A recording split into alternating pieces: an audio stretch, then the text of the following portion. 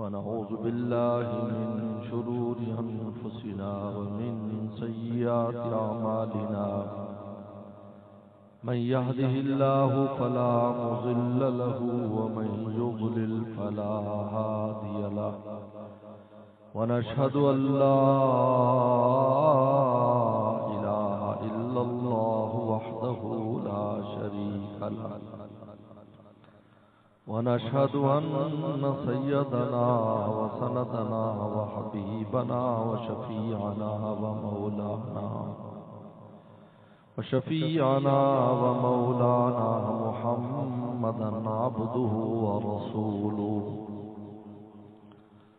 صلى الله تعالى عليه وعلى آله وأصحابه وبارك وسلم. أما بعد فأعوذ بالله من الشيطان الرجيم. بسم الله الرحمن الرحيم. وما أبرئ نفسي إن النفس لأمارة بالسوء إن النفس لأمارة بالسوء إلا ما رحم ربي إن ربي غفور رحيم. قال النبي صلى الله عليه وسلم الكيس من دان نفسه وعمل لما بعد الموت والعاجز من أتبع نفسه هواها وتمنى على الله وكما قال عليه الصلاة والسلام. صدق الله وصدق رسوله النبي الكريم. میرے محترم بزرگ اور دوستو، اللہ تعالیٰ نے قرآن مجید میں وضاحت کے ساتھ دو دشمنوں کا ذکر کیا ہے، ایک شیطان ہے اور ایک انسان کا نفس، اور اس سے بچنے کا طریقہ بھی بتایا. یہ دو دشمن ہے، جب تم دنیا میں جاؤ گے تمہارے پیچھے دو دشمن لگ جائیں گے، ایک شیطان اور ایک اندر کا دشمن ہے نفس. نفس زمین سے پیدا ہوتا ہے، اس لیے جسم کا حصہ ہے. جب انسان مر جاتا ہے تو اس کا نفس ختم ہو جاتا ہے، کیونکہ زمین میں چلا جاتا ہے اور روح پر چلی جاتی ہے. لیکن قیامت کے دن نفس نہیں ہوگا، جنت میں کوئی نفسانی معاملات نہیں ہوں گے، اس لیے کہ نفس ہے ہی نہیں، وہ یہیں رہ گیا. یہ دنیا کی چیز ہے.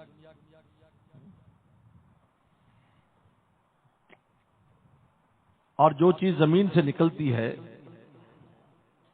اگر اس کو کچا استعمال کریں تو نقصان دے جاتی ہے، اگر اسی چیز کو انسان پکاتا ہے، اس پر محنت کرتا ہے تو کام کی بن جاتی ہے. بہت سی چیزیں ہم دیکھتے ہیں جو زمین سے نکلتی ہیں. لوہا زمین سے نکلتا ہے لیکن کچا کام نہیں آتا. پیٹرول زمین سے نکلتا ہے، کچا کام نہیں آتا. سونا چاندی نکلتا ہے، کچا کام نہیں آتا، ان کو پکانا پڑتا ہے بھٹی میں. جب بھٹی میں پکتا ہے تو زیور بننے کے قابل ہوتا ہے، پیسہ بننے کے قابل ہوتا ہے. لوہا گارڈر بننے کے قابل ہوتا ہے، سریا بننے کے قابل ہوتا ہے. پیٹرول جب اس کی صفائی ہوتی ہے تو گاڑی چلانے کے قابل ہوتا ہے، جہاز اڑانے کے قابل ہوتا ہے. یہ نفس جو زمین سے نکلا ہے لَأَمَّارَةٌ بِالسُّوءِ، یہ اپنے اندر برائیاں لے کر نکلتا ہے. لیکن اب اس کو تو نے محنت کر کے اس کو لوامہ بھی بنانا ہے، مطمئنہ بھی بنانا ہے. روح تو بنی بنائی آتی ہے اوپر سے، وہ تو بنی بنائی، روح بنی بنائی. اس لیے اگر یہ مجرد ہو جائے، روح نفس سے نکل جائے تو خیر پکڑ لیتی ہے، کیونکہ وہ ہے ہی خیر. اس لیے حدیث شریف میں کیا فرمایا؟ کل مولود یولد للفطرہ، ہر بچہ چاہے کافر کے گھر میں وہ فطرت پر ہے، کیونکہ ابھی ابھی روح آئی ہے اور نفس اس کا بھی اس قابل نہیں ہے کہ وہ اپنے ہاتھ پیر کھول سکے. تو جو روح آئی ہے وہ فطرت سے اسلام پر ہے، دین پر ہے ہر ایک. اب کیا ہوتا ہے؟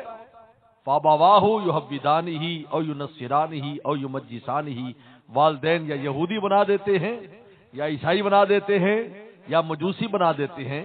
یہاں محدثین نے والدین کی تفسیر کی ہے ماحول، کہ جس ماحول میں وہ ہوتا ہے اس ماحول کے اثرات کو اس کا نفس پکڑتا ہے، اور جب نفس پکڑتا ہے تو روح کے اندر وہ جو فطری صلاحیت تھی اس کو ختم کر کے اس پر یہودیت کی اور عیسائیت کی اور مجوسیت کی چھاپ لگ جاتی.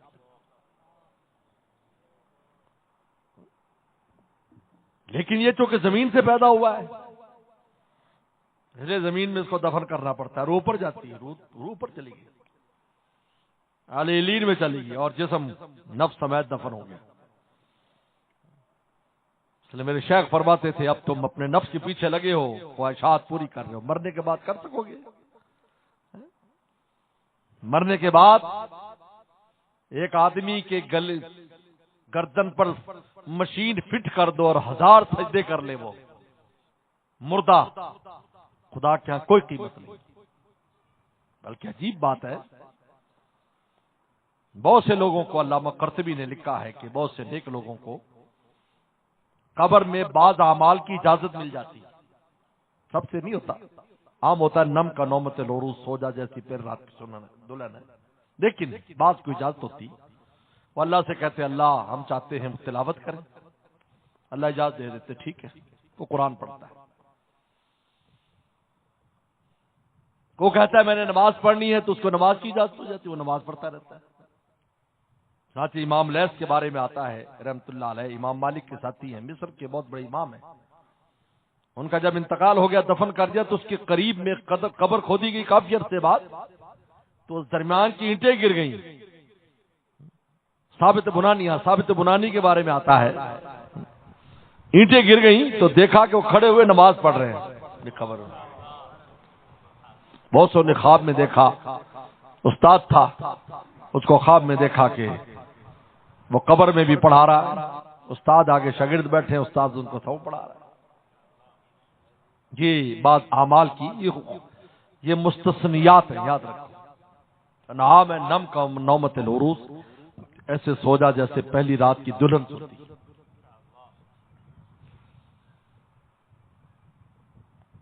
تو ایک آدمی کو قرآن پڑھی، وہ عاشق قرآن تھا، انہوں نے کہا اللہ میاں مجھے قرآن کی جب قرآن پڑھنا شروع کر. کسی نے خواب میں دیکھا تلاوت کر رہا ہے، اور چند دن ہوئے تھے انتقال کو، 2 4 10 دن 5 دن. انہوں نے کہا یہاں، انہوں نے کہا اللہ نے، میں نے اللہ تعالیٰ سے درخواست کی کہ مجھے قرآن پڑھنے کی اجازت دی جائے، بجائے سونے کے میں قرآن پڑھتا رہوں. کہا ٹھیک ہے.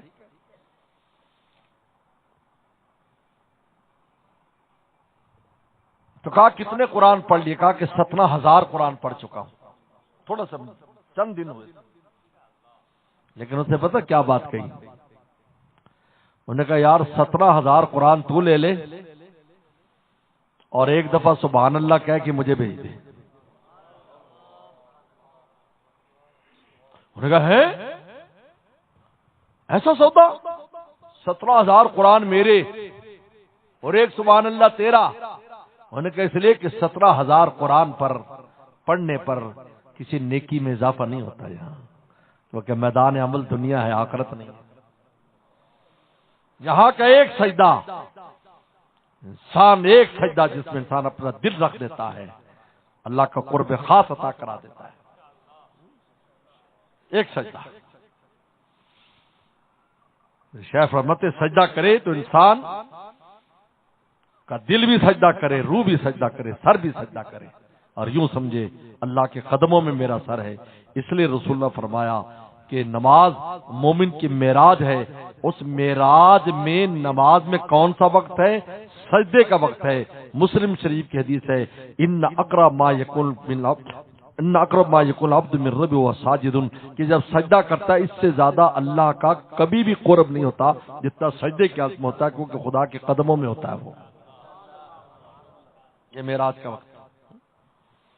لیکن دل بھی رکھ دے، ایک سجدہ نجات کا ذریعہ بن جاتا. ایک سجدہ اللہ کو رحم آ جاتا ہے. بھائی چلو سب معافی، چلو جاؤ.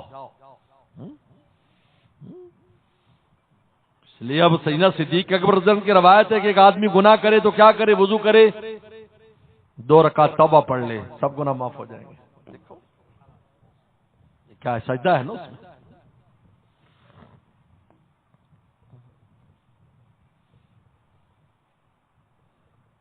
دنیا میں اس لیے میرے شیخ فرماتے تھے مرنے کے بعد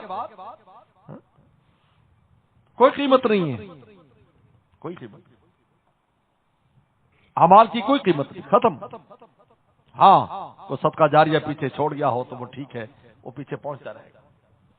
انقطع عملہ، عمل ختم ہو گیا تو نفس مر جاتا ہے، اس کی کوئی خواہش نہیں رہتی. تو جس نے مرنے کے بعد جس کی خواہشات ختم ہونی ہیں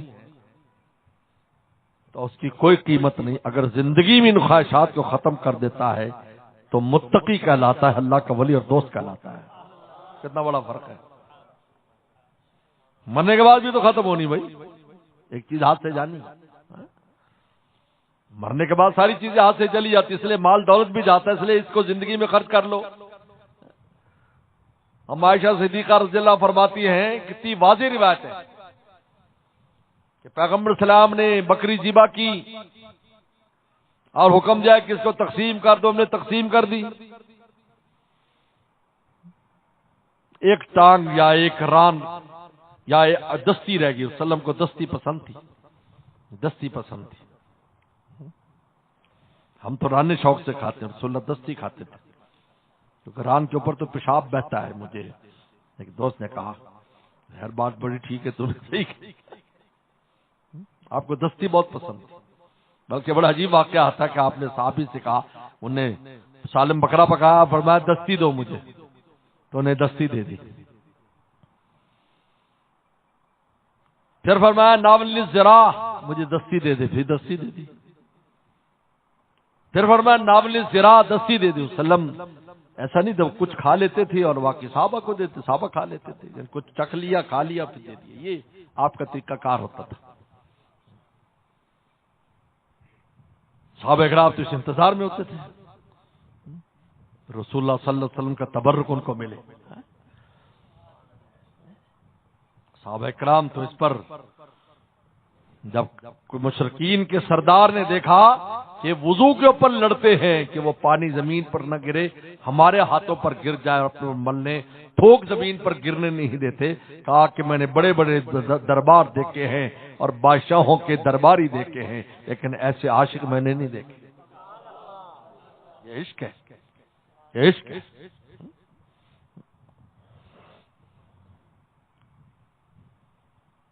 فرمایا کہ دستی دے دے. اب ادب کا تقاضا یہ تھا کہ صحابی نہ بولتا، لیکن اس نے اپنی سادگی سے کہا، اللہ کے نبی صلی اللہ علیہ وسلم بکری کی تو دو ہی دستیاں ہوتی ہیں. فرمایا اگر تو یہ نہ بولتا، جب تک میں مانگتا رہتا تیرے دیگچے میں سے دستیاں نکلتی رہتی.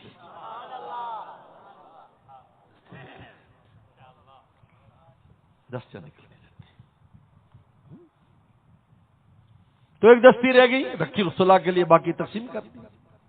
آپ آئے، عائشہ انہوں نے کہا حضرت دستی رہ گئی، باقی سب دے دی. فرمایا نہیں، ساری رہ گئی، دستی نہیں رہی. اس لیے کہ جو انسان خود کھاتا پیتا ہے وہ فنا ہو جاتا ہے، جو دوسروں کے اوپر خرچ کرتا ہے وہ مولا کے ہاں باقی رہتا ہے. ما عندکم ینفد وما عند اللہ باق، جو تمہارے اوپر لگا وہ ختم ہو گیا، جو اللہ کے ہاں پہنچ گیا وہ ہمیشہ کے لیے باقی ہو گیا.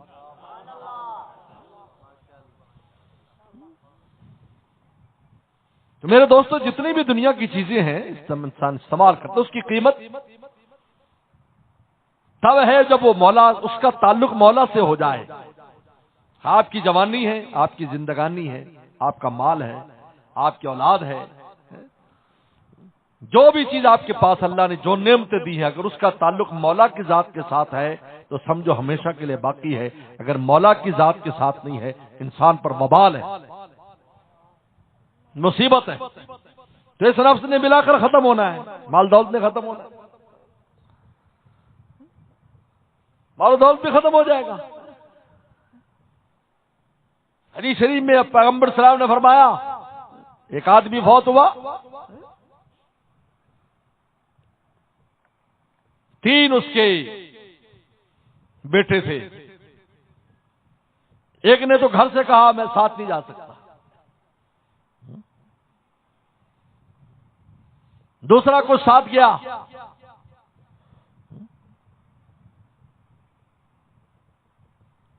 انہوں نے کہا میں قبر میں نہیں جا سکتا، تیسرے نے کہا کہ میں قبر میں جاتا ہوں، جو مجھ سے ہوا میں کوشش کروں گا۔ صحابہ نے کہا ہمیں سمجھا دیں، فرمایا پہلی اس کی بیوی اور خواتین ہیں جو گھر کے دروازے سے مردے کو رخصت کر دیتی ہیں، دوسری آل اولاد ہیں اس کے عزیز و قارب ہیں جو قبر کے دروازے تک پہنچا دیتے ہیں، اور تیسرا فرمایا کہ اس کے اعمال ہیں جو قبر میں لڑتے جھگڑتے ہیں، اس کو عذاب سے بچانے کی کوشش کرتے ہیں۔ امارۃ بالسوء، فرمایا کہ یہ جو زمین سے نکلی چیز ہے تمہارے ساتھ پیدا ہوئی، جسم زمین سے بنتا ہے، مٹی سے بنتا ہے، روح آسمانوں سے آتی ہے، 4 مہینے کے بعد روح آتی ہے، اس سے پہلے مٹی سے جسم بنتا مکمل ہوتا ہے تو پھر آتی ہے۔ میرے شیخ بڑی خوبصورت بات فرمایا کرتے تھے کہ ماں کے پیٹ میں پورا بچہ پہلے بنتا ہے، پھر اس میں انسان کی روح آتی ہے، کتی کے پیٹ میں کتے کی بچے کی شکل بنتی پوری، پھر کتے کی روح آتی ہے، بکری کے پیٹ میں بکری کا بچہ پورا بنتا ہے، پھر روح آتی ہے۔ فرمایا تم اللہ والوں والی شکل بنا لو تو انشاءاللہ تم میں اللہ کے ولیوں والی روح بھی آ جائے گی۔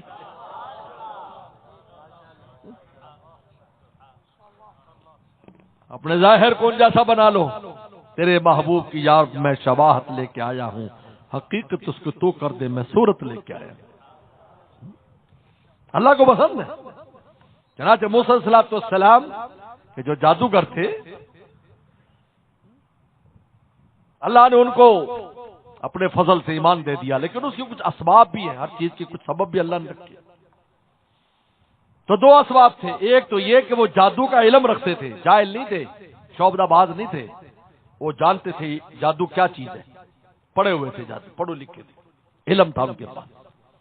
ہمارے والد رحمۃ اللہ علیہ اکثر انگریزی تعلیم پڑھنے والوں کو یہ مثال سنایا کرتے تھے تاکہ وہ جو بھی علم پڑھ رہے ہیں اس میں محنت کریں، کیونکہ پڑھا لکھا آدمی چاہے وہ دنیاوی تعلیم ہو دین کی بات اچھی سمجھتا ہے، جلدی سمجھ جائے، جاہل کو سمجھانا بڑا مشکل ہے، چاہے دنیاوی تعلیم ہو۔ اور پھر یہ مثال حضرت والد صاحب رحمۃ اللہ علیہ سے کئی بار ہم نے سنی، امام راضی رحمۃ اللہ نے اس پر تفصیل سے بحث کی، اور امام راضی کی جو تفسیر تھی ہمارے والد صاحب اس کے عاشق تھے، بلکہ حفظ تھی والد صاحب، اور کب سے تھی؟ جب وہ دارالعلوم دیوبند میں طالب علم تھے 1940 میں۔ ہمیں تو اب تک نہیں آتی، مولوی ہو کر بھی پڑھے تو مشکل لگتی ہے، وہ طالب علمی میں والد صاحب نے فرمایا، اور کس شان سے پڑھی، عجیب بات ہے، کہا کہ مجھے بہت شوق تھا،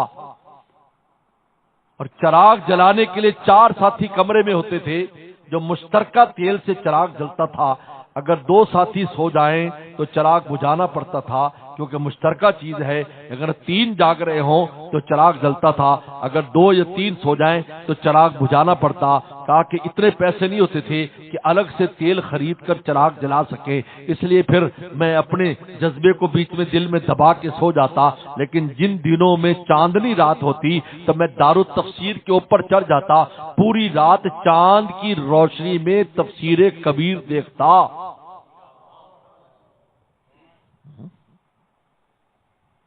یہ اتنے بڑے بڑے صدقات جاریہ اور یہ آثار ایسے نہیں چھوڑ کے چلے گئے، محنت طالب علمی کی محنت ہے۔ کہا میں نے وہاں کی، اور وہ تفسیر لے کے بھی آئے تھے، اپنے ساتھ لے کے بھی آئے تھے، بہت بڑی تفسیر تھی، پھر وہ اتنی پرانی ہو گئی کہ اس کے اوراق بالکل بودے ہو گئے، کھولتے تھے ٹوٹ جاتے تھے، پھر ہم نے اس کو دفن کر دیا۔ فرمایا 8 آنے کی میں نے خریدی تھی دارالعلوم دیوبند سے اس زمانے میں، آج تو 8000 کی بھی نہیں ملتی۔ تو امام راضی نے بڑی تفصیل سے اس میں لکھا ہوا، والد صاحب فرماتے ہیں وہ پڑھے لکھے تھے، جادوگر علم تھا ان کے پاس جادو کا، حالانکہ حرام علم ہے۔ اب جب موسیٰ علیہ السلام نے معجزہ ظاہر کیا تو یہاں 2 واقعات ہوئے۔ ایک واقعہ تو یہ ہوا کہ وہ جو جادوگر تھے وہ موسیٰ علیہ السلام کے نقل کر کے آئے۔ موسیٰ علیہ السلام پگڑی باندھتے تھے، ہاتھ میں ان کے عصا ہوتا تھا اور لمبا جبہ اور دھوتی ہوتی تھی، تو وہ ویسا لباس، حالانکہ ان کا فرعونیوں کا لباس ایسا نہیں تھا اس ملک کا، لیکن ایک نبی کا لباس تھا۔ حضور صلی اللہ علیہ وسلم کو کرتا بہت پسند تھا، یہ جو چاک والا کرتا ہے یہ وسلم کو بہت پسند تھا۔ یہ میرے شیخ فرماتے تھے یہ جو عربوں نے جبہ ایجاد کیا ہے اس کے نیچے چاک ہونے چاہیے، جبہ ہو لیکن چاک ہو، اس لیے کہ حضرت عمر رضی اللہ تعالیٰ چلتے گھوڑے پر چھلانگ مار کر سوار ہو جاتے تھے، تو کہا کہ اگر یہ جبہ پہنا ہو تو کبھی بھی سوار نہیں ہو سکتے، ہو سکتے چاک ہو تو پھر ہو سکتا ہے۔ اس لیے پیغمبر اسلام کو قمیص بہت پسند تھی، قمیص، یہ قمیص جو میں اور آپ پہنتے ہیں قمیص بہت پسند تھی۔ تو انہوں نے دھوتی پہنی ہوئی، لمبی قمیص پہنی ہوئی، پگڑی باندھی، موسیٰ علیہ السلام نے ہاتھ میں عصا ہے۔ تو یہ جو 70 جادوگر آئے انہوں نے بھی یہی حیت اختیار کی بالکل، تو دیکھنے میں ایسا لگتا تھا کہ ان کے امتی ہیں بالکل، اور اسی طرح عصا باندھا ہوا اور سب۔ ایک تو انہوں نے یہ کیا، دوسرا وہ عالم تھے، جادو کے علم رکھتے تھے۔ تو جب موسیٰ علیہ السلام نے وہ ڈنڈے کو پھینکا، ایک تو موسیٰ علیہ السلام پر پہلے خوف طاری ہو گیا، جب وہ سام بنے ساری چیزیں تو خوف طاری ہو گیا۔ تو انہیں دیکھا بھائی یہ عجیب جادوگر ہے، یہ جانتا ہے یہ مسمرزم ہے اور کچھ بھی نہیں ہے، کوئی اسی طرح رسیاں بھی وہی، لیکن لوگوں کی آنکھوں پر جادو ہے کہ ان کو ہلتی نظر آ رہی، حقیقت کچھ نہیں۔ یہ ڈر گیا، یہ ایک تو یہ ہے کہ یار یہ ہماری پارٹی کا بندہ نہیں ہے، اگر ہماری پارٹی کا بندہ تو اس کو پتا ہوتا ہم 2 نمبری کر رہے ہیں۔ اور دوسرا جب پھینکا اور وہ حقیقت میں سانپ بنا اور وہ ساری رسیوں کو اور لاٹھیوں کو نگل گیا، تو وہ چونکہ علم رکھتے تھے جادو کا، انہوں نے فرق کر لیا کہ یہ جادو نہیں ہے، یہ معجزہ ہی ہے، یہ آسمانی معاملات ہے، اوپر سے رب ان کے ساتھ ہے، یہ جادو نہیں ہے۔ اگر جادو ہوتا تو ہمیں بھی پتا ہوتا یہ جادو ہے، لہذا اور پھر انہیں شکل بنا کر آئے تو اللہ تعالیٰ نے شکل کی وجہ سے ان پر رحم آ گیا، اللہ نے ان کو ایمان دے دیا، اور ایمان بھی اتنا مضبوط ایمان دیا کہ فرعون نے اسی وقت ان کو پکڑ کر کھجوروں کے اوپر سولی لٹکا دیا۔ انہوں نے سولی پر لٹکنا پسند کر لیا، لیکن انہوں نے کلمہ نہیں چھوڑا، موسیٰ علیہ السلام کا دامن نہیں چھوڑا۔ ایسا پوچھتا ہے تو میرے دوست، امارۃ بالسوء یہ کچا اگر ہوگا امارۃ بالسوء ہے، اس کو پکانا ہے، اس پر محنت کرنی ہے، اس پر محنت کرنی ہے۔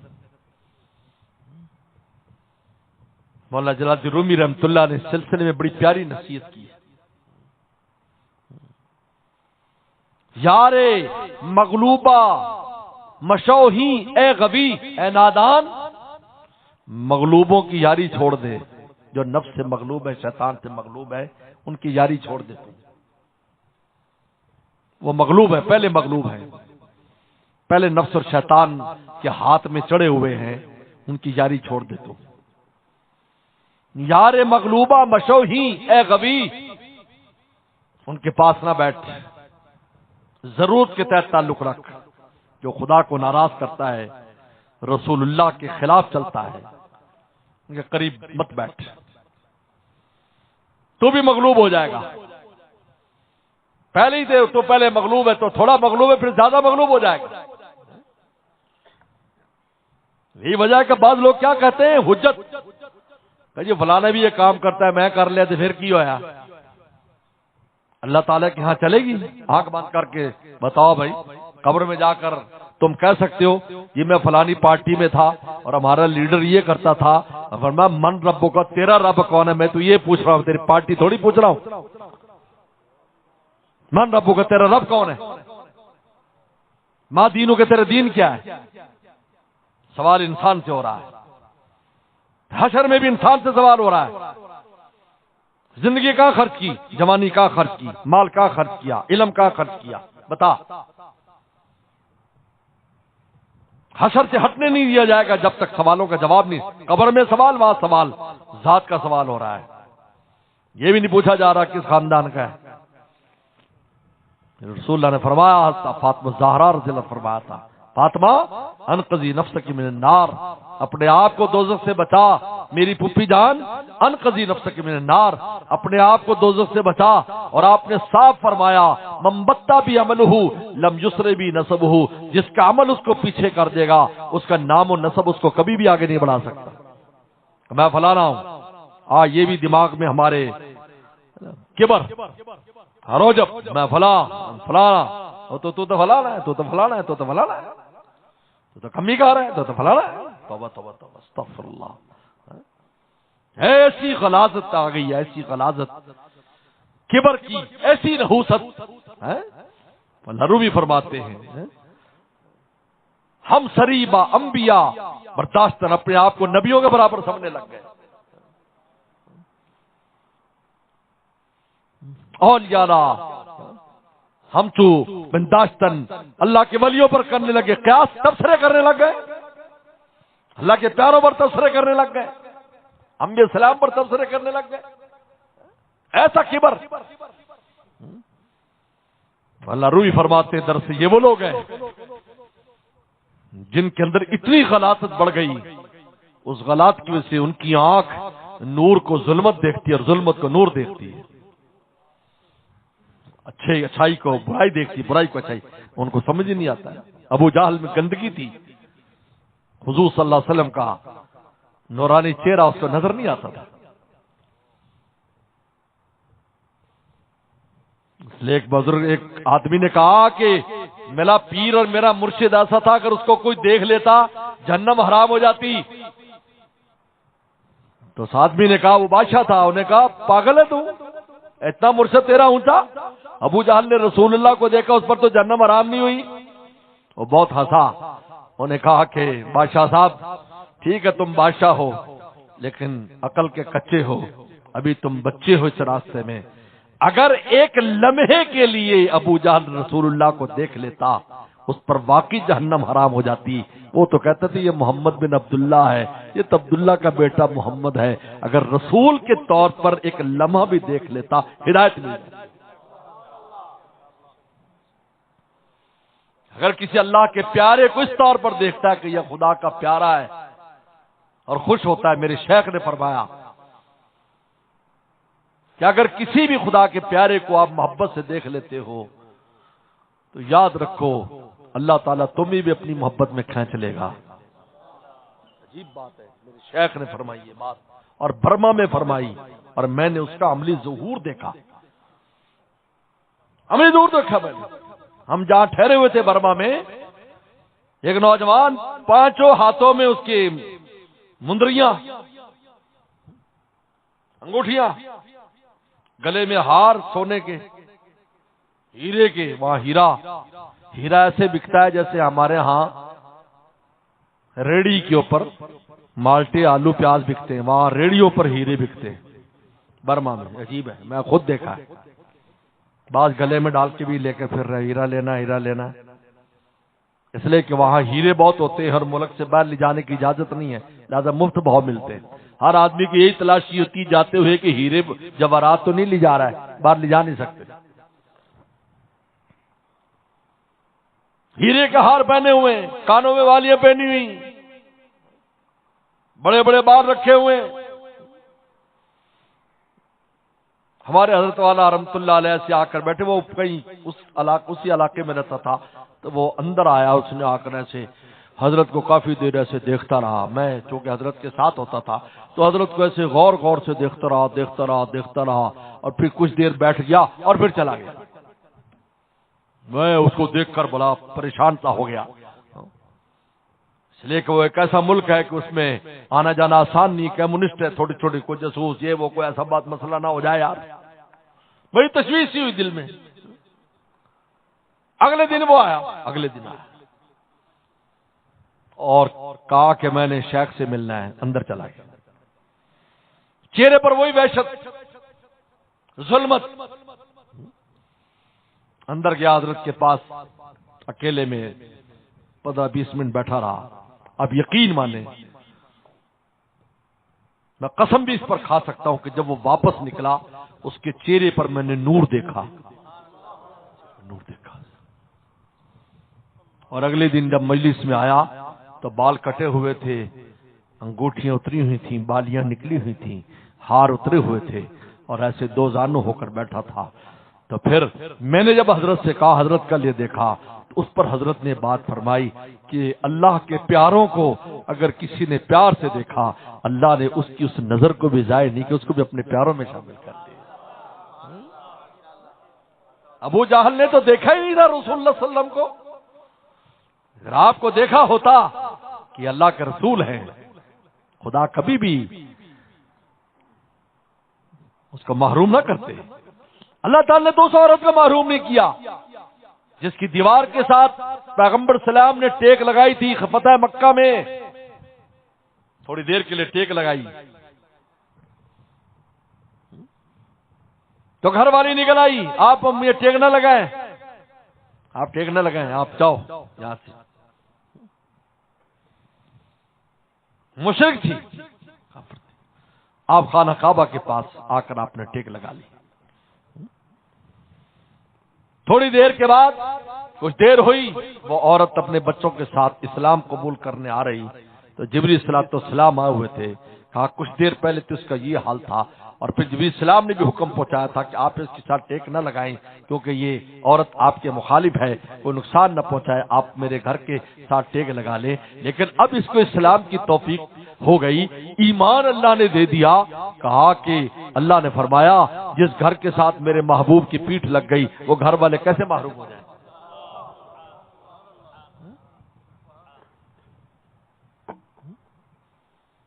اللہ رومی رحمت اللہ علیہ نے نصیحت کی ہے, یار مغلوبہ مشو ہی, اے غبی اے نادان, مغلوبوں کی دوستی اختیار نہ کرو. پھر کیا کریں, یار غالب شو تا غالب شوی, او غالبوں کے ساتھ رہو جو نفس و شیطان پر غالب ہیں, تم بھی غالب آ جاؤ گے. یار غالب شو تا غالب شوی, غالبوں کے ساتھ رہو, مغلوبوں کے ساتھ نہ رہو اور گناہوں میں پڑو گے, بلکہ نفس اور شیطان تمہیں عجیب عجیب مکاریاں سکھائے گا.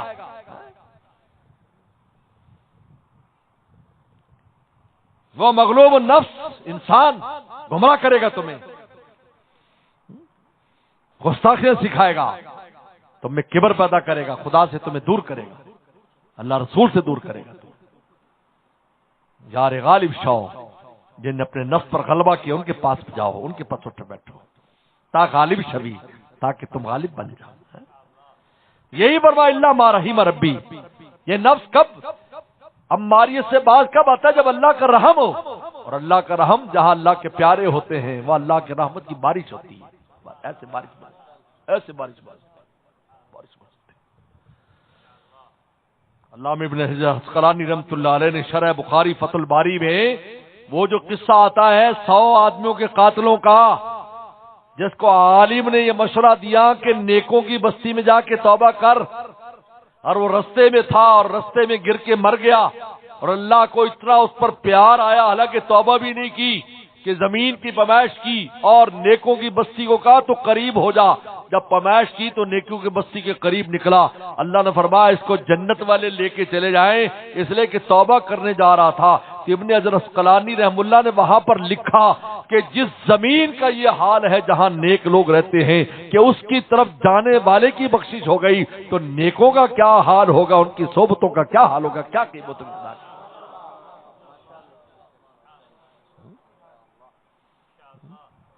ان کا کیا حال ہوگا جن کی وجہ سے زمین کی اتنی قیمت ہو گئی کہ جس زمین پر رہتے ہیں وہاں جا کر توبہ کر. اور پہنچا بھی نہیں تھا, توبہ بھی نہیں کی, اس لیے تو جہنم والے آ گئے کہ توبہ تو نہیں کی تھی, ابھی تو جا رہا تھا. جنت والے کا ارادہ تو اچھا کیا ہوا تھا نا, اگر چاہے ارادے پہ عمل نہیں کر سکا تو کیا ہوا. اس لیے رسول اللہ فرمایا ارادے کر لیا کرو, اچھے ارادے رکھا کرو, ہم یہ کریں گے وہ کریں گے, نیکیوں کے ارادے رکھا کرو. یہ نہ سمجھا کرو کہ یار ہم تو نہیں کر سکتے, کہا ارادہ کرو. جماعت والے کے تو ارادہ کرو, لوگ کہتے ارادہ کریں کہ جانا نہیں پہ جائے.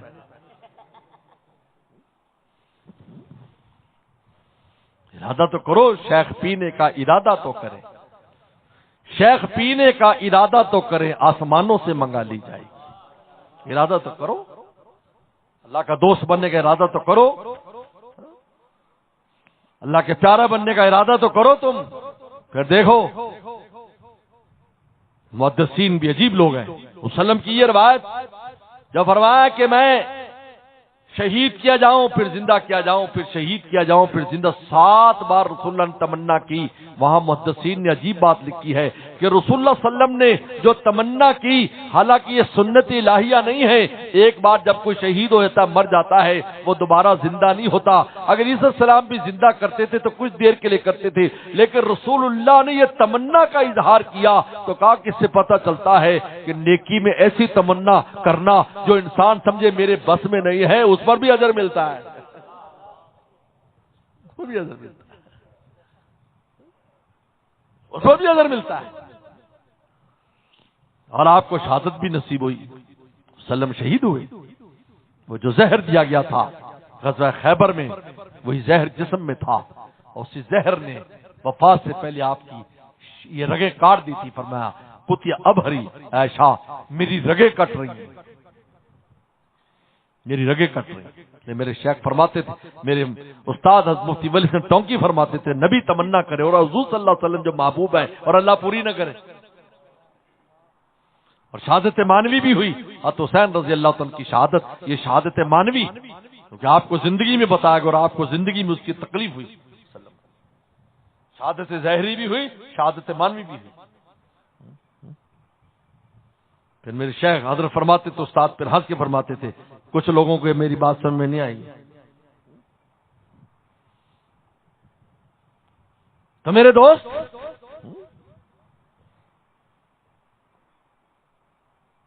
تو مولانا رومی نصیحت کرتے ہیں، یار مغلوبہ مشوہی اے غبی، اے نادان مغلوبوں کے پاس نہ اٹھو بیٹھو، ہاں ضرورت کے تحت تعلق رکھو تو کس کے پاس بیٹھو، یار غالب شوتا غالب شوی، غالب کے جو نفس پر غالب ہے، انہوں نے نفس کو قابو کیا ہوا ہے، شیطان کو قابو کیا ہوا ہے، ان کے پاس رہو، تمہیں بھی قابو کرنے کا طریقہ آ جائے گا۔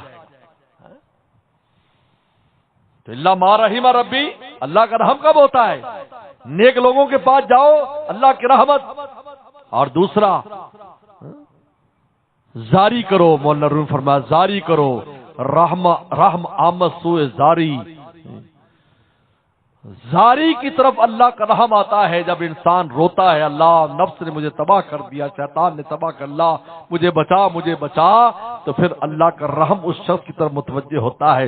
جس طرح نچان کی طرف پانی آتا ہے، اس طرح خدا کا رحم اس شخص کی طرف آتا ہے اور اللہ اس مصیبت میں سے اس کو نکال کر اپنے پیاروں میں شامل کر دیتا ہے۔ رحم زاری کرو۔ لوگ کہتے ہیں ہم سے گناہ نہیں چھوڑتے، روئے کتنے روئے ہو تم اس کے لیے؟ اب روئے اس کے لیے رو، پھر دیکھو کیسے ہوتا ہے۔ جب خدا کے سامنے رو گے تو پھر دیکھو خدا کیسے رحم کرتا ہے۔ اس لیے حضرت تھانوی رحمۃ اللہ فرماتے ہیں، جو آدمی کہتا ہے جی مجھے وہ نہیں ہوتا، خدا کے سامنے گر جائے، خدا تو ہر کام کر دیں گے، کیوں نہیں کریں گے آپ کا کام؟ آپ کو ایسا جذب کریں گے اور ایسا اپنی طرف لائیں گے۔ اور پھر مولانا رومی فرماتے ہیں، جب اللہ کو کسی پر پیار آتا ہے تو اپنے کسی پیارے کے پاس اس کو پہنچا دیتے ہیں، اس کا کام بن جاتا ہے۔ مولانا رومی کی نصیحت کو یاد رکھو، زاری کرو، رحم آمد سوئے زاری، زاری کی طرف اللہ کا رحم آتا ہے۔ اور دوسرا، جہاں رحمت نازل ہوتی ہے خدا کے پیاروں کے پاس، وہاں جاؤ، وہاں تمہاری شقاوتیں سعادتوں سے تبدیل ہو جائیں گی۔ اور اس نفس کو رگڑا دو، اس کو جرمانہ لگاؤ، پیسے کا جرمانہ لگاؤ، نفلوں کا جرمانہ لگاؤ کہ تو نے اب گناہ کیا، بد نظری کی، 10 رکعت پڑھوں گا۔ پھر نفس اس کھوتے کی طرح، کھوتے کا قصہ سنا ہے تم نے؟ گدھے کا کھوتا سمجھتے ہو؟ جو سوتا ہے وہ کھوتا ہے، گدھا، ڈنکی، انگریزی میں اس کو ڈنکی کہتے ہیں۔ اب بنگلہ دیش میں تو ایک بنگالی حضرت سے کہا، حضرت بنگلہ دیش میں گدھے نہیں ہوتے، انہوں نے فرمایا تم لوگ کافی ہو، تم لوگ کافی ہو، مذاق میں فرمایا۔ تو ایک آدمی کا گدھا تھا، وہ اس کے اوپر نمک لے کے جاتا تھا، تو ایک بار وہ گر گیا اس میں پانی میں، نہر کراس کر رہا تھا، جب اٹھا تو سارا نمک پگھل گیا تھا، تو اس نے دیکھا میں تو ہلکا پھلکا ہو گیا۔ اب روزانہ یہ کام شروع کر دیا، وہ بیچارہ لے کے جاتا، کہیں نہ کہیں بیچ میں وہ موقع دیکھتا اور بیچ میں گر جاتا، جس سے وہ سارا نمک پگھل جاتا اور وہ ہلکا پھلکا ہو جاتا۔ انہوں نے کہا بھائی یہ تو مزے، بیچارہ بڑا پریشان. اب اس کو کون سمجھائے بھی، گدھے کو تو کوئی سبق بھی نہیں دے سکتا، جو لتی مارے گا. نے کہتے شیر کی اگاڑی سے بچو اور گدھے کی پچھاڑی سے بچو. شیر کیا کہنا جاؤ پنجہ مار دے گا. بالکل بالکل کیسے آرام سے بیٹھا. بہت سے لوگ افریقہ جاتے ہیں تو بے وقوفی کرتے، نیچے اتر جاتے ہیں گاڑی سے تصویر لینے کے لیے کہ یار اس اینگل سے بڑی، ایک دم میں چھلانگ مار جنگل میں لے گیا. کتنے ایسے ہو گئے، کتنے ایسے ہوئے، کتنے واقعات. میں افریقہ گیا، انہوں نے بتایا کہ جی یہ اپنی جگہ سے ہلنا بھی نہیں، بلکہ سانس بھی نہیں لینا، بلکہ وہ گاڑی اس طرح بنائی کہ آپ اوپر بڑے نظر آئے. ایسے عجیب بات ہے. جانور کی سینس ہے کہ وہ اگر اپنے سے طاقتور چیز کو دیکھتا ہے تو پھر کچھ نہیں کہتا. اگر آپ نیچے پھر رہے ہیں تو بالکل ختم کر دیتا. تو گاڑی اس طرح کی ہوتی ہے کہ اس کے اوپر سے اونچا ہوتی کھلی ہے، ہوتی کھلی ہے، نہیں کہ بند گاڑی، کھلی گڈی ہے. کلمہ شلمے سارے چھٹے 6 کلمے، اس کے بعد جو بھی سارا کچھ پڑھ لے بندہ. اللہ ہی بچانے والے ہوتے ہیں. ہاتھی آ گیا تھا اور اس میں بالکل کام ہو جاتا، بس اللہ بس آپ ہی بچانے والے. پھر میں نے وہاں قصہ سنا اسی جنگل. پھر ان کو میں نے کہا ایک بزرگ تھے تو ایک تاتاری بادشاہ نے ان کو شیر کے آگے ڈال دیا. تو شیر آیا اس کو کھانے کے لیے، قریب آیا تو ان کے پاؤں چاٹنے لگا. تو کسی نے پوچھا، وہ بعد میں وہ تاتاری معتقد ہو گیا، بلکہ مسلمان ہو گیا، ایمان لے آیا. اور تاتاریوں میں اسی طرح اسلام آیا ہے. تو کسی نے پوچھا مولانا صاحب سے، ان بزرگوں سے، کہ آپ کیا سوچ رہے جب شیر آ رہا تھا؟ کہا کہ وہ آ رہا تھا، اس کا تو مجھ پر کوئی اثر نہیں تھا، لیکن جب میرا پیر چاٹنے لگا میں سوچنے لگا کہ یار میرا جسم پاک ہے یا پلیت ہے، پاک ہے یا پلیت ہے. میں اس مسئلے پہ غور کر رہا تھا.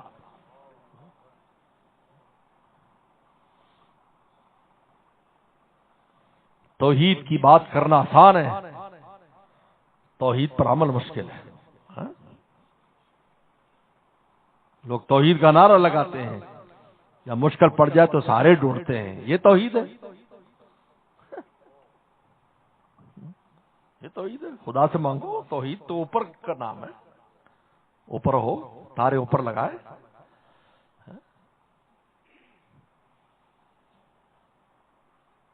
تو بڑا ان کا اس کو کیسے سبق سکھاؤں، اس گدھے مسٹر گدھے کو کیسے سبق سکھاؤں؟ تو مسٹر ڈونکی. تو اس نے کسی سیانے سے مجھے، سیانے بڑے کام کے لوگ ہوتے، سیانے گاؤں دیہات میں ہوتے تھے. اب تو بیچارے سیانے بھی ختم ہو گئے. پہلے سیانے ہوتے تھے، ان سے لوگ مشورہ کرتے تھے، بھئی یہ بتاؤ بھائی.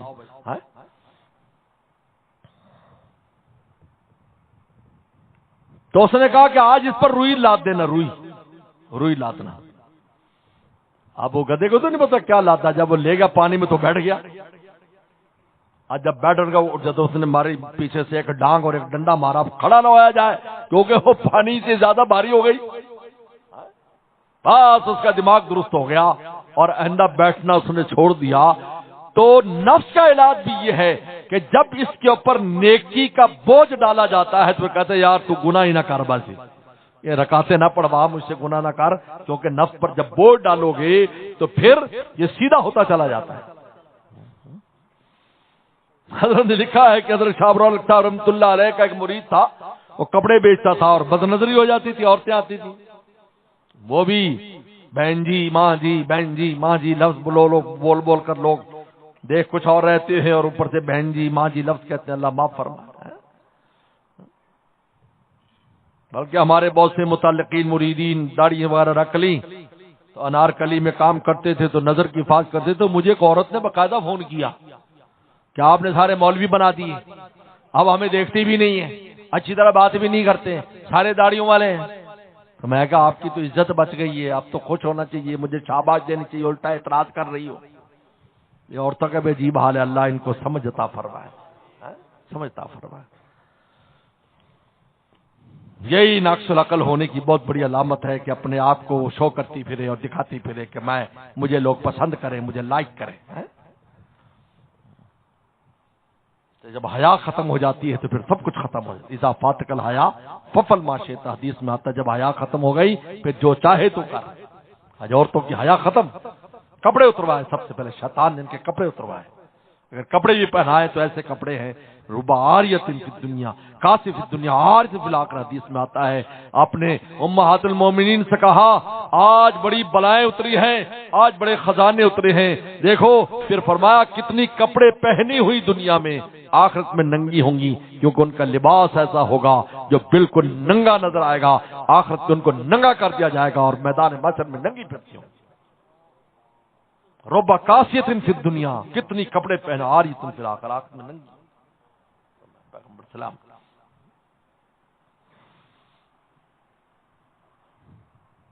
نفس کا علاج یہ، اس پر بوجھ ڈالو۔ کیا بات ہو رہی تھی؟ تو حضرت نے انہیں کہا جی یہ میں نفل پڑھو، لیکن نہیں فائدہ ہو رہا۔ فرمایا ایک بد نظری پر 5 روپے جرمانہ، اور جتنا جرمانہ ہو وہ مجھے بھیجو۔ اور پھر فرمایا شاہ ابوالحق صاحب رحمۃ اللہ علیہ نے کہ وہ اپنے مدرسے میں میرے جمع کراؤ رسید بھیجتے تھے کہ میں نے اس لیے کہا ہے کہ کبھی بندہ جرمانہ ہی اس کو دے دیتا ہے کہ غالب اس عطار کے بیٹے سے دوا لیتے تھے جس کی وجہ سے غالب بیمار ہوئے تھے، تو کہا کہ انہی کو دے دیتا ہے، کسی بیوہ کون کو دیتا ہے، غریب ہے چل بھائی اس کو دے دے، تو وہ اور نفس کے لیے بندہ فرمایا میرے مدرسے میں بھیجو۔ 10 بد نظریاں ہوئی، 50 روپے بھیجے۔ اب کمائی اتنی ہوتی تھی، بھیج تو دیے، شام کو خالی ہاتھ گھر گیا تو بڑا مشکل کام پیر صاحب نے، چلو تھوڑی کر لی، تو اگلے دن 5 کی تو 25 روپے بھیجے۔ اب دال بھی آ گیا، ایک دن تو روٹی نہیں ملی، اگلے دن دال ملی گوشت نہیں۔ انہوں نے کہا تو بڑا مشکل کام ہے۔ نفس نے کہا بھائی اب بد نظری چھڑ دے، میں نے روٹی شوٹی سے ہی کھواتا ہوں۔ عادت تھی، عادت پکی، لیکن ایسی گئی۔ پھر انہوں نے لکھا 3 سال ہو گئے، 3 سال کبھی مجھ سے بد نظر نہیں ہوئی۔ علاج کرو اس کا، اس کو آزاد کیوں چھوڑا ہوا ہے تم نے؟ بدماش کو کیوں چھوڑا ہوا؟ بدماشی کرے، وضو کرو، اللہ کے دربار میں گر جاؤ، چل نماز پڑھ، روئے خدا کے سامنے۔ جب اس چینل سے گزرے گا تو پھر گناہ کرنے پہلے سوچے گا کہ یار مجھے یہ کام کرنا پڑے گا، نفس رک جائے گا۔ یہ نفس ذرا بوجھ اس پر ڈالا جائے فور رک جاتا ہے۔ اور میرے شیخ فرماتے نفس بڑا پرلے درجے کا بے وقوف اور بلکڑ بھی ہے۔ ابھی تمہیں نفس کہے گا گناہ کر، اور آپ ہٹا کر کسی اور کام میں لگ جائیں، اس کو یاد بھی نہیں ہوگا میں نے گناہ کا تقاضا کیا، یاد بھی نہیں رہے گا اس کو کہیں اور کام میں لگا دو۔ اور شیطان کے لیے تحفظ ہے، اللہ سے پناہ مانگو، شیطان تو اللہ تعالیٰ دوڑا دیں گے، اس کو تم قابو کر لو۔ صلی اللہ مجھے آپ کو عمل کی توفیق عطا فرمائے۔ وآخر دعوانا ان الحمدللہ ولا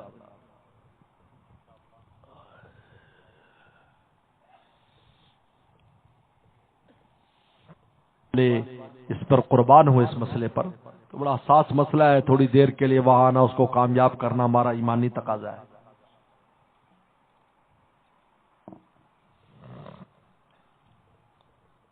ایک پریشانی جس کی دل بھاری ہے، سبحان اللہ پڑھو، ساری بھاری پن دور ہو جائے گا، سبحان اللہ پڑھو۔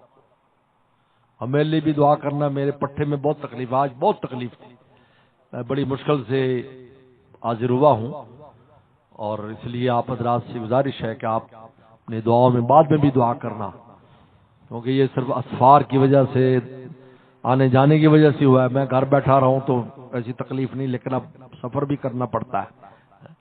پہلے زمانے میں بزرگوں کے پاس لوگ آتے تھے، آج بادل بن کے جانا پڑتا ہے، لوگوں پر ٹائم نہیں ہے، لیکن الحمدللہ جہاں جاتے ہیں تیرا فسانہ چھیڑ دیتے ہیں، کوئی محفل ہو تیرا رنگ محفل دیکھ رہے ہیں، الحمدللہ بہت بڑے امت کے ایک بڑے طبقے کو فائدہ ہو رہا ہے الحمدللہ۔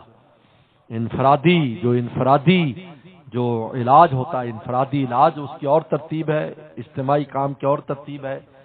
تو اللہ تعالیٰ نے یہ کہ انفرادی معاملات ہیں، ایک آدمی جو ہے اس کا خیال رکھنا اور اس کا تربیت کرنا اور اس کے مسائل کو حل کرنا، یہ ڈیوٹی ہے۔ اس لیے ہمارے شیخ اکثر فرماتے تھے کہ نیست معشوقی زلف چلیپا داشتن، معشوقی یہ نہیں ہے کہ لمبے لمبے بال رکھ لو، زلفیں رکھ لو، یہ پیری نہیں ہے کہ پیر بن گیا معشوق بن گیا بس سب خدمت کرو۔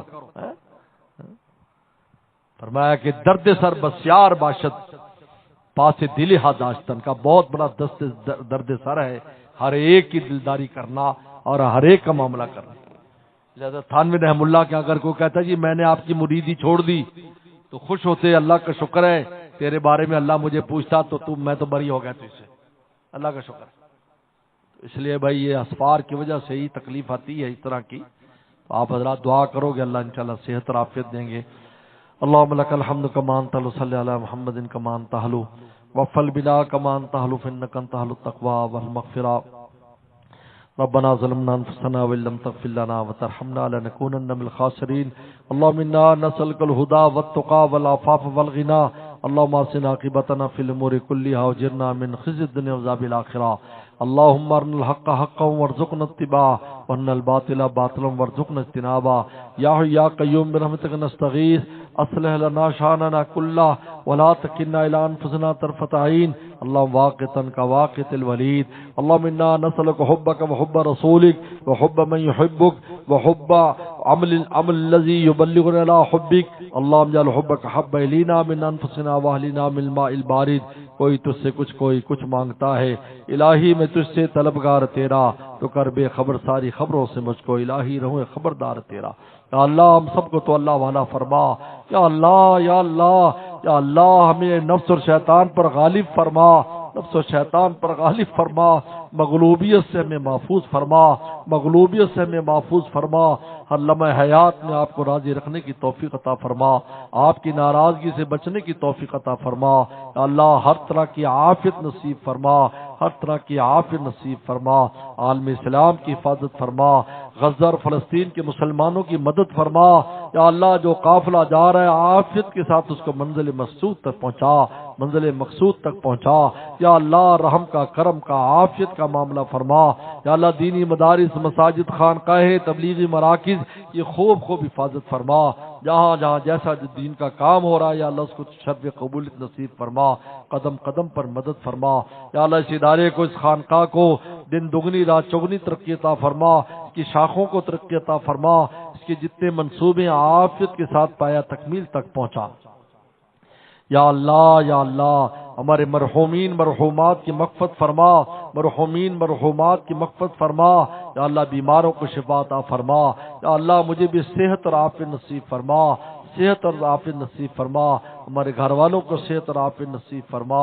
یا اللہ ہمیں بھی ہماری اولاد کو قیامت تک آنے والی ہماری نسلوں کو اللہ والا فرما, اللہ والا فرما, اللہ والا فرما. ہماری آنکھوں کی ٹھنڈک اور صدقہ جاریہ فرما. اللہ ہر طرح کی عافیت نصیب فرما, ہر طرح کی عافیت نصیب فرما. ہمارے دوست قاری, یا اللہ ہمارے شاگرد قاری احسان باری اسد صاحب آئے ہوئے, یا اللہ ان کے آنے کو قبول فرما, ان کے جتنے مسائل ان کو حل فرما. یا اللہ آج طلبہ کی دعوت بھی کی تھی, اس دعوت کو بھی تو شرف قبولیت نصیب فرما. ان کے بھائی کو بھی اور ان کے گھر والوں کو, بال بچوں کو, سب کو عافیت نصیب فرما. یا اللہ یہ دوست قریب دور سے آتے ہیں, میں بہنیں آتی, سب کے آنے کو قبول فرما. سب کو تو اللہ والا فرما, اپنے پیاروں میں شامل فرما, ہم میں سے کسی کو محروم نہ فرما. میں سلامت رہوں, یہ سلامت رہے, میری دنیا الفت سلامت رہے, میں سلامت رہوں.